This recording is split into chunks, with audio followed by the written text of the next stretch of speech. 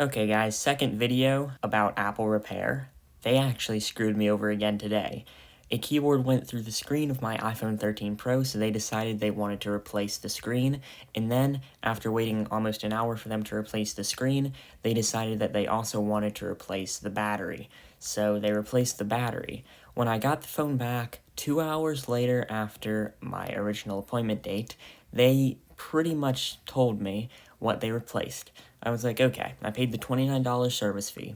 And then, after that, I powered the phone on, and I realized that the phone was giving me a message pretty much saying that the battery was replaced, and that it's unable to identify a genuine part. It's a genuine part in there, I don't have any doubt about it.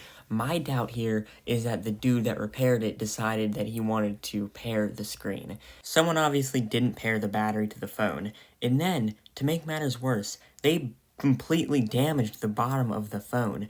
There is marks across that on the middle.